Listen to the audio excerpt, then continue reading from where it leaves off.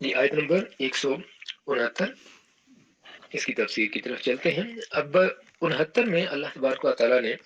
جو لوگ اللہ کے راستے میں مارے گئے ان کی تعریف فرما دی۔ تو یہاں سے لے کر آیت نمبر 171 تک لوگوں کو اللہ تبارک و تعالیٰ ذکر فرما رہے ہیں ان کا، کہ ان کو اللہ تعالیٰ کی طرف سے کیا نعمتیں دی جا رہی ہیں جو اللہ کی راہ میں شہید ہو گئے۔ تو جو منافقین اور کمزور ایمان والے لوگ مسلمانوں کے بارے میں طرح طرح کی باتیں کر رہے تھے کہ یہ دیکھو جو لوگ مارے گئے ہیں اگر ہمارے ساتھ بیٹھے رہتے گھروں کے اندر ہی تو نہ مارے جاتے، تو اللہ نے ان کو تنبیہ کر دی ہے کہ جو لوگ اللہ کے راستے میں شہید ہو چکے ہیں ان کو تم اس طرح مت سمجھو جیسے تم عام مردوں کو سمجھتے ہو کہ جو لوگ مارے جاتے ہیں ویسے ہی یہ مر جاتے ہیں۔ تو وہ جو مردہ ہیں ان کی طرح تم اللہ کے راستے میں شہید ہونے والوں کو مت سمجھو، بلکہ وہ تو مردہ نہیں ہیں، وہ تو زندہ ہیں اور اپنے رب کی رحمت سے اس کی نعمتوں سے وہ محظوظ ہو رہے ہیں۔ اللہ تعالیٰ ان کو ساری نعمتیں عطا فرما رہا ہے۔ تو تم لوگ اپنی جہالت اور بے بصیرتی سے تمہیں یہ لگ رہا ہے کہ وہ مارے گئے ہیں اور ان کے بارے میں یہ خیال کر رہے ہو کہ اگر تمہاری طرح وہ تمہارے راستے پر چلتے تو تمہاری طرح گھروں میں بیٹھے رہتے تو نہ مارے جاتے۔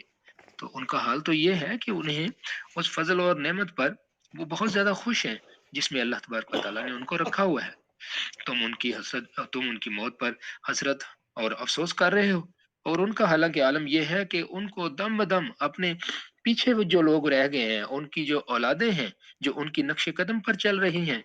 تو ان سے ملنے کے وہ تو ان سے ملنے کے آرزو مند ہیں، اگرچہ ابھی ملے نہیں ہیں۔ یہ بشارت مل رہی ہے کہ وہ بھی عنقریب ان کے ساتھ جا کے مل جائیں گے اور ان کو بھی انہی کی طرح وہ مقام حاصل ہو جائے گا جہاں نہ تو مستقبل کا کوئی اندیشہ ہوگا اور نہ ماضی کی کوئی حسرت ہوگی۔ یہ قرآن پاک کے اندر یہ ٹرم بار بار آتی ہے کہ لا خوف علیہم ولا هم یحزنون، کہ ان کے اوپر نہ خوف ہوگا اور نہ ہی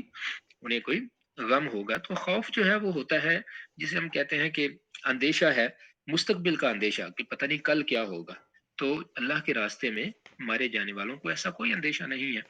جو لوگ کامیاب ہو گئے انہیں آنے والا کل ان کا وہ بھی اللہ کی طرف سے انہیں خوشخبری مل چکی ہے کہ وہ ہمیشہ ہمیشہ کے لیے کامیاب ہے، اور ماضی کی انہیں کوئی حسرت بھی نہیں ہے، کوئی غم بھی نہیں ہے انہیں اس چیز کا بھی کہ ماضی میں ایسا کرتا تو ایسا ہو جاتا، ایسا نہ کرتا تو ایسا نہ ہوتا۔ تو انہیں ایسا کچھ بھی نہیں، اللہ تعالیٰ نے ان کو دل کا اطمینان عطا فرمایا ہوا ہے۔ تو شہداء کے بارے میں مزید اس بات کو جاری رکھتے ہوئے یہ فرمایا کہ اب یہ چیز جو ہے یہ ذہن میں رہے کہ قرآن پاک میں یہ حقیقت مختلف اسلوبوں سے واضح کی گئی ہے کہ بلند مقام والے اہل ایمان کے ساتھ جنت میں ان کی اولاد اور ان کے پیچھے رہ جانے والے لوگوں کو بھی جمع کر دیا جائے گا جن کا خاتمہ ایمان پر ہوگا، اگرچہ اپنے عمل کے لحاظ سے ان کے درجے اتنے نہیں ہوں گے جتنے کہ شہداء کے درجے ہیں۔ اور یہ اصل میں شہداء اور صدیقین پر اللہ تبارک و تعالیٰ کا خاص فضل ہوگا کہ ان کی خوشی کی تکمیل کے لیے ان کی جو ایمان والی اولاد ہوگی ان کو ان کے ساتھ وہاں پر اگلی دنیا میں جمع کر دیا جائے گا، اور اس مقصد کے لیے اسلام کا درجہ نیچا نہیں کیا جائے گا بلکہ اخلاق کا درجہ بلند کر دیا جائے گا۔ مطلب جو بعد والے لوگ آئیں گے ان کے پاس تو اللہ تعالیٰ ان کا درجہ بھی بلند کر دیں گے۔ تو اس کے اوپر مزید بات جو ہے وہ آگے چل کے اور صورتوں کے اندر جیسے سورۃ طور کے اندر انشاءاللہ اس میں بھی یہ بات ہوگی۔ تو اب اگر ان آیات پر ہم غور کریں تو معلوم ہوگا کہ قرآن نے بہت بلاغت کے ساتھ ان تمام برے اثرات کو دور کر دیا ہے جو منافقین مسلمانوں کے دلوں پر عموماً اور شہداء کی اولاد اور ان کے پیچھے رہ جانے والے ان کے باقی متعلقین کے بارے میں ڈالنا چاہتے تھے کہ دیکھو یہ لوگ مارے گئے، اب ان کے گھر والوں کا کیا ہوگا، نہ جاتے نہ مارے جاتے۔ تو اللہ تبارک و تعالیٰ نے خوشخبریاں سنا دی ان لوگوں کو جو ان کے پیچھے رہنے والے تھے۔ تو اگلی آیات بھی اسی چیز کو پھر ذکر اس کا فرمایا گیا ہے کہ وہ تو بہت زیادہ خوش ہیں اور اپنے پیچھے رہ جانے والوں کو ان کے لیے خوشخبری ان کو دے رہے ہیں کہ تم بھی بہت جلد ہمارے ساتھ ایمان کے ساتھ آ کے مل جاؤ گے، اور اللہ تعالیٰ کسی کا اجر ضائع نہیں کرتا۔ آیت نمبر 172 اس میں فرمایا کہ جن لوگوں نے اللہ اور رسول صلی اللہ علیہ وآلہ وسلم کی پکار پر اتنا بڑا غم کھانے کے بعد بھی،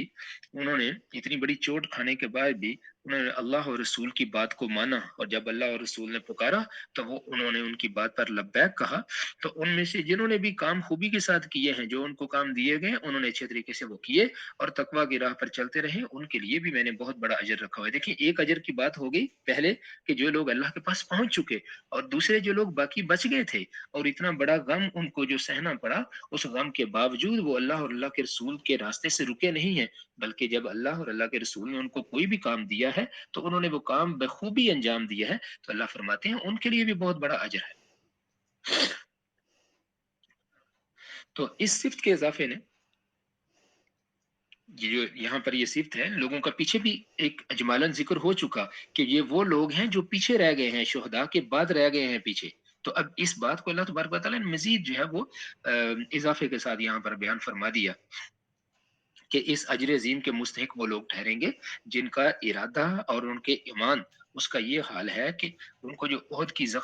شکست کا زخم لگا ہے، اس کے بعد بھی ان میں کوئی خم پیدا نہیں ہوا، بلکہ اسی طرح اللہ اور اس کے رسول کی طرف سے ایک تازہ مہم کی جب منادی ہوئی، کا اعلان ہوا، تو وہ اٹھ کھڑے ہوئے۔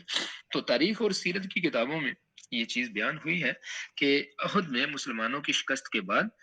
قریش کی فوج اول تو واپس چلی گئی تھی، جیسا کہ ہم جانتے ہیں کہ مسلمان جب سنبھل گئے تو انہوں نے جب دوبارہ سے حملہ کیا تو قریش جو ہے وہ وہاں سے بھاگ گئے، اگرچہ مسلمانوں کا بہت زیادہ وہ نقصان کر گئے جانی طور پر۔ تو پہلے تو وہ واپس چلے گئے، لیکن روحا کے مقام تک پہنچنے کے بعد پھر کیا ہوا کہ ابو سفیان اور ان کے ساتھیوں کو یہ احساس ہوا کہ انہوں نے اس قدر جلد واپس ہونے میں سخت غلطی کی ہے، تو لگے ہاتھوں انہیں مدینہ بھی قریب ہے، تو کیوں نہ وہ اس کے اوپر بھی حملہ کر دیں اور مسلمانوں کو اور زیادہ نقصان پہنچائیں۔ تو اس چیز کو سوچ کر انہوں نے اپنی فوج کو اثر نو منظم کرنا شروع کر دیا، اور ادھر مسلمانوں کو ہراساں کرنے کے لیے منافقین کے ذریعے سے یہ افواہ پھیلا دی گئی کہ قریش تو اب نئے ساز و سامان کے ساتھ مدینہ پر حملہ کرنے کے لیے تیار ہے۔ تو یہ دیکھیں انہوں نے دو طریقے سے کام کرنا شروع کر دیا، ایک تو حملے کی پلاننگ کر رہے ہیں، اور دوسرا اسی چیز کو منافقین کے ذریعے سے مسلمانوں تک پہنچا دیا کہ دیکھو ابھی وہ واپس آئیں گے، پھر واپس آئیں گے اور تمہارا بہت بڑا نقصان کریں گے۔ تو اب اس طریقے سے کیا مسلمانوں میں ایک انہوں نے خوف پھیلانے کی اپنی طرف سے کوشش کی۔ حضور صلی اللہ علیہ وآلہ وسلم کو جب اس کی اطلاع پہنچی تو آپ نے بھی لوگوں کو قریش کے تعاقب میں جانے کے لیے تیار ہونے کا حکم فرما دیا۔ تو اس فوج میں صرف انہی لوگوں کو شامل ہونے کی اجازت دی گئی جو پہلے روز کی جنگ میں شریک رہے تھے۔ یہ احتیاط غالباً اس لیے کی گئی کہ منافقین کے جو ان کی اپنی غرضیں تھی ان سے یہ لشکر پاک رہے، اور صرف وہی لوگ اس لشکر کے اندر رہے جو کہ جن سے کسی قسم کے کوئی دھوکے کا خطرہ نہ ہو۔ چنانچہ رسول اللہ صلی اللہ علیہ وآلہ وسلم کے جانصاروں کی ایک جماعت، آپ اپنی جانصاروں کی جماعت کو ساتھ لے کر ابو سفیان کے پیچھے اس کے تعاقب میں نکلے اور ہمراہ الاسد تک گئے، جو کہ دمینا سے تقریباً 8 میل کے فاصلے پر ہے۔ تو ابو سفیان نے جب دیکھا کہ ابھی مسلمانوں کے حوصلے میں کوئی فرق نہیں آیا تو اس نے ارادہ بدل لیا اور مسلمان کامیاب اور بامراد واپس آ گئے۔ اب یہ دیکھیں یہ ایک بہت بڑی ایک دلیرانہ فیصلہ تھا جو کہ رسول اللہ صلی اللہ علیہ وآلہ وسلم نے مسلمانوں کو ساتھ لے کے کیا، کہ اس سے پہلے کہ دشمن کا وہی ان مسلمانوں پہ حملہ آور ہو کسی بھی طریقے سے، مسلمانوں کو لے کر رسول اللہ صلی اللہ علیہ وآلہ وسلم دشمن کے تعاقب میں آپ روانہ ہو گئے، اور اس کا نتیجہ یہ ہوا کہ کفار نے یہ چیز ان کو یہ سمجھ آ گئی کہ مسلمان اگرچہ ہم نے ان کو نقصان بہت پہنچا دیا ہے لیکن وہ دوبارہ سے سنبھل چکے ہیں اور انہوں نے حوصلہ نہیں ہارا اور وہ ہمارے ساتھ جنگ کرنے کے لیے تیار ہیں، تو یہ لوگ وہاں سے واپس چلے گئے۔ تو اللہ تبارک و تعالیٰ نے اس آیت کے اندر یہ ذکر فرما دیا کہ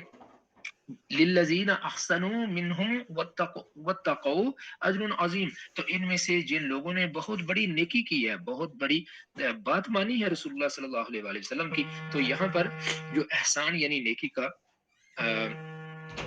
اللہ اور رسول کی وفاداری کے حق کو بہتر سے بہتر شکل میں ادا کرنے اور تقوی اور نفاق کی تمام علائشوں سے بچنے کے معنی میں لیا گیا ہے۔ یہ نیکی کوئی عام چھوٹی نیکی نہیں ہے، یہ کوئی چھوٹا احسان نہیں ہے، بلکہ یہ احسان، یہ نیکی بہت بڑی نیکی ہے، کیونکہ اتنے بڑی مشکل کے بعد مسلمان اللہ اور رسول کے ساتھ چلے ہیں تو انہوں نے اپنی وفاداری کا حق ادا کر دیا۔ اور پھر کیا ہے کہ تقوی نفاق کی تمام علائشوں سے بچنوں کے معنی میں اللہ تعالیٰ نے یہاں پر استعمال فرمایا ہے کہ یہ لوگ تقوی کے اس انتہائی درجے کو پہنچ چکے ہیں تو اس لیے جدوجہد کرنے والے، اللہ کے راستے میں لڑنے والے، کوشش کرنے والوں کے درجات اور مراتب ان کے جو اندر ان کے دل کے اندر خلوص ہے اور ان کے جو ظاہری اعمال اور اقدامات ہیں اس کے لحاظ سے یہ چیزیں جو ہے یہ ایک دوسرے سے مختلف ہیں. تو ان کو اللہ تبارک و تعالیٰ نے یہ دونوں چیزیں عطا فرمائی ہیں کہ ان کے دلوں کے اندر بھی تقوی موجود ہے اور ظاہری طور پر بھی انہوں نے اللہ اور اللہ کے رسول کی بات کو مانا اور احسن طریقے سے رسول اللہ صلی اللہ علیہ وسلم نے جو ان کو کام سپرد کیا تھا انہوں نے وہ کام کیا اور رسول اللہ صلی اللہ علیہ وسلم کے ساتھ جہاں تک رسول اللہ صلی اللہ علیہ وسلم نے فرمایا وہاں تک ان کے ساتھ گئے. تو یہاں پر آج ہم مکمل کرتے ہیں آیت نمبر 172 تک. تو آج کی آیات کے اندر دیکھیں اللہ تبارک و تعالیٰ نے اللہ کے راستے میں جہاد کر کے شہید ہو جانے والے لوگوں کا ذکر فرمایا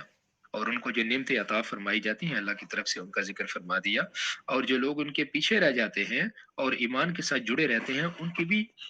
تعریف فرمائی. اور خصوصی طور پر یہ واقعہ جس طرف ہے